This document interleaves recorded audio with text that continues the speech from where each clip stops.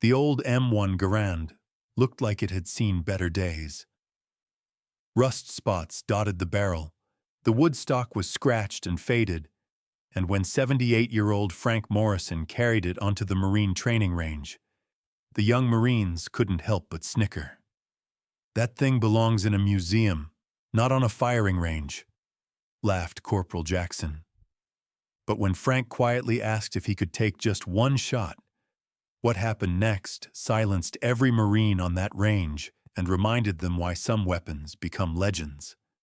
The Camp Pendleton rifle range buzzed with the usual morning activity. Young Marines fresh from boot camp were grouped around their instructors, learning advanced marksmanship techniques with state-of-the-art M4 carbines equipped with sophisticated optics and laser sights.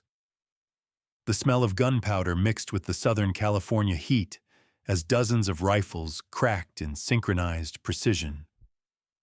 But what was truly shocking was what that old rifle would soon prove.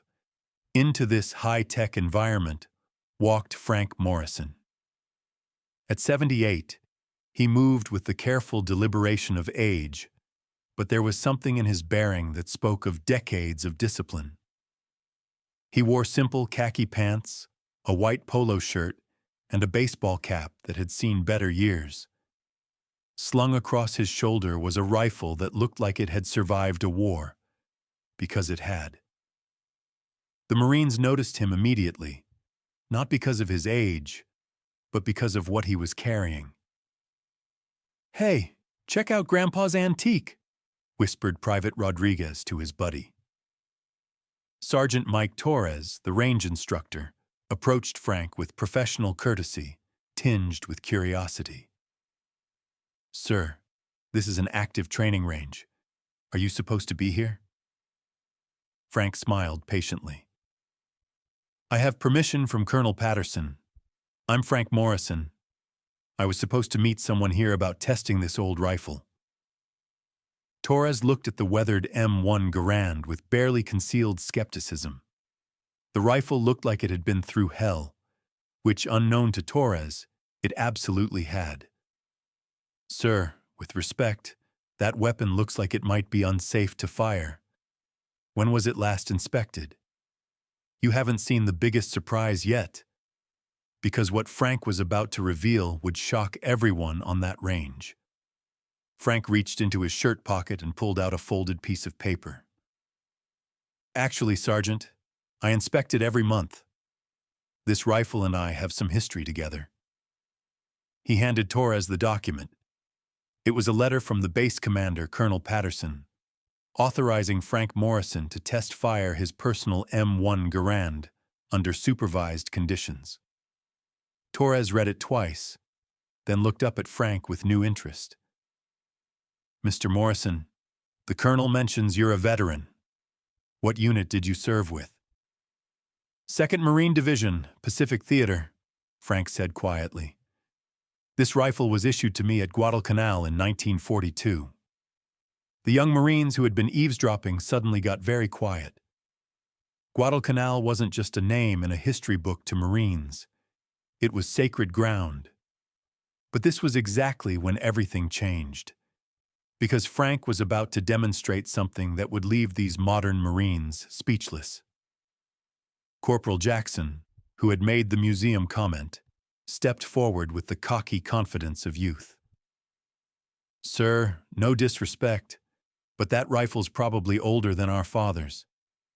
These modern weapons we're using have computer-assisted sighting, advanced ballistics compensation. That old bolt action probably can't even hit the broadside of a barn anymore." Frank smiled gently. "Well, son, first thing, this isn't bolt action. It's semi-automatic, 8 rounds on block clip.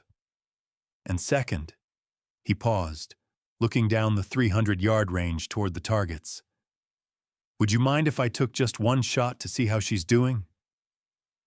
Torres hesitated. The rifle looked ancient, possibly unsafe, but the Colonel's letter was clear, and something about the old man's calm confidence made him curious. "All right, Mr. Morrison. but we'll start with the 100-yard target just to be safe. Frank nodded and walked to the firing line. The young Marines gathered behind him, some still snickering, others curious. Frank methodically checked his rifle, actions that looked automatic, ingrained by decades of muscle memory. He loaded a single round into the chamber, raised the rifle to his shoulder, and aimed downrange at the 100-yard target. What you're seeing now is nothing, because what happened in the next 3 seconds would become legendary on this base. The rifle cracked once, just once. Downrange, through the spotting scope, Torres could see the target clearly.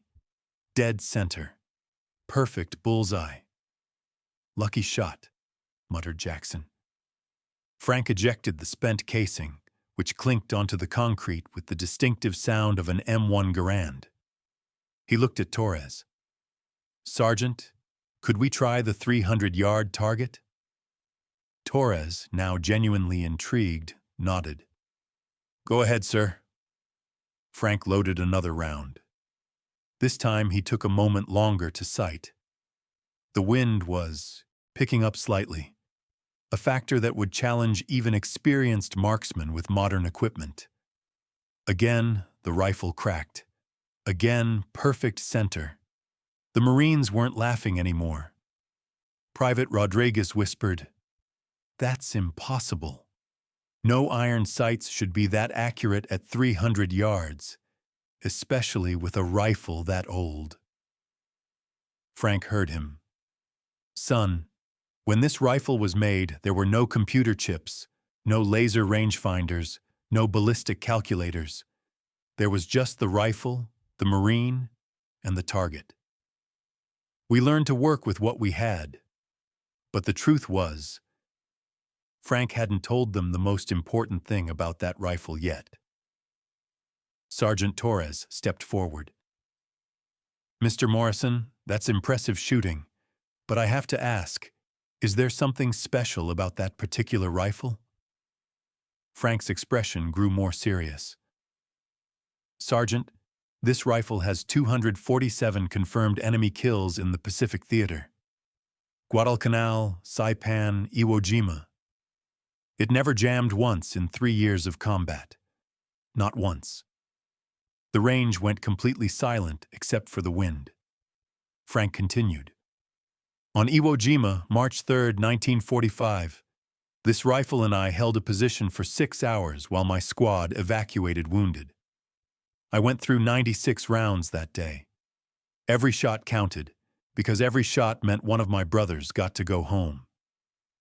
He paused, lost in memory for a moment. "The young Marines today, they've got better equipment than we ever dreamed of. But equipment doesn't make the Marine. The Marine makes the Marine."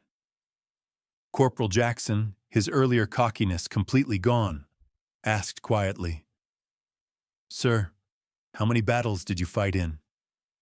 "Son, when you're in the Pacific for 3 years, every day is a battle. But major operations, 7. This rifle was with me for all of them." Frank ran his weathered hand along the rifle's worn stock. "See these scratches?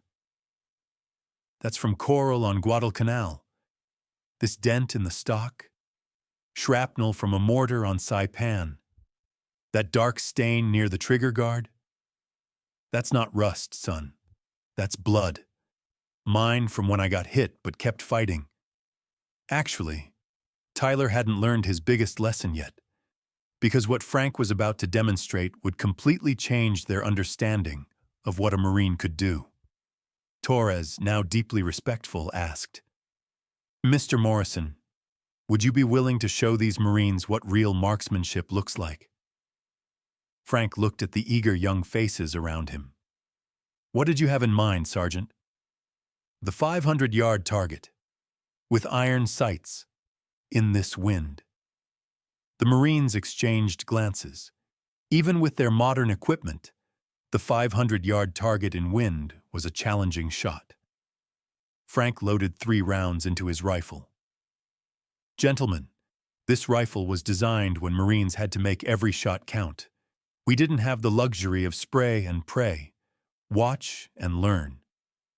He raised the rifle, compensated for wind drift using calculations he'd learned 80 years ago, and fired. Bullseye. Second shot. Bullseye.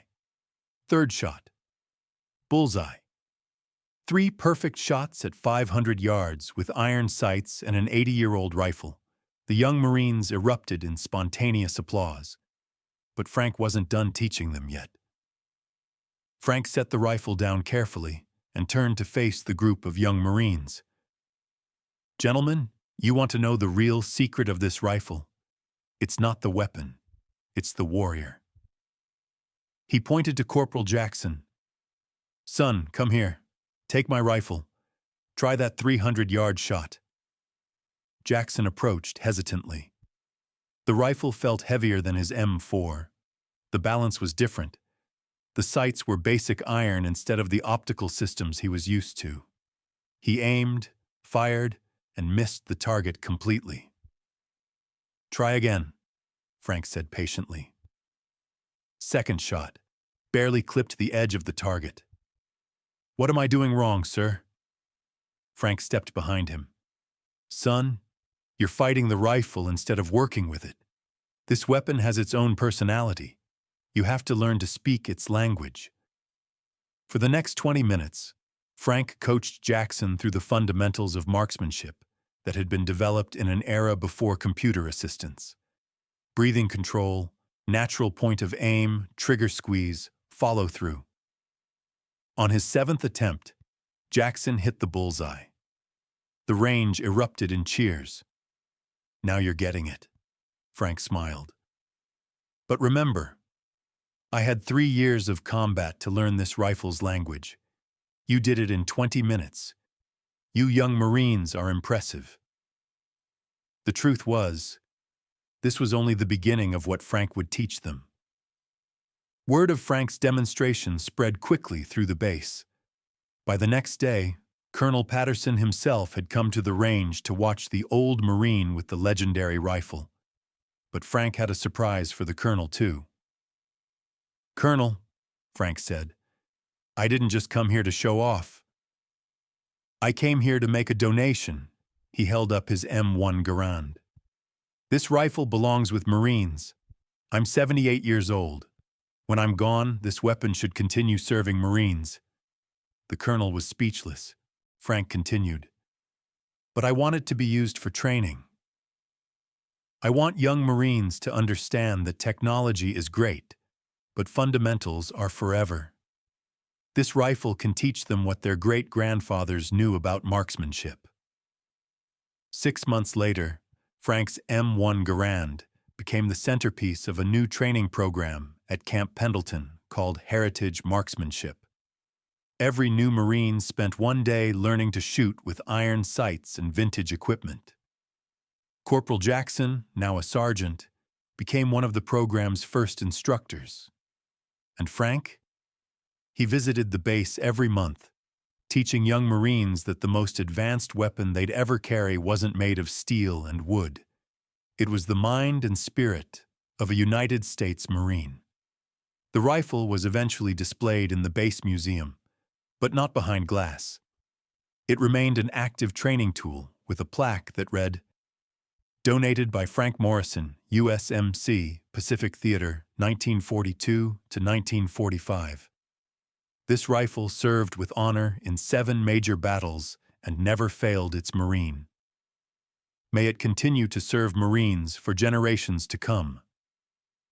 The last line, added at Frank's request, read, "Equipment evolves.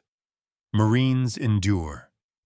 And every Marine who trained with that rifle learned the same lesson Frank had taught that day. The weapon doesn't make the warrior. The warrior makes the weapon. Frank Morrison passed away peacefully in 2023 at age 83. His funeral was attended by over 200 Marines, from new recruits to 3-star generals. His rifle fired the ceremonial volleys, one last time serving the corps he loved. The Heritage Marksmanship program continues to this day, teaching young Marines that some lessons are timeless, some weapons are legendary, and some warriors never truly retire. They just pass their knowledge to the next generation.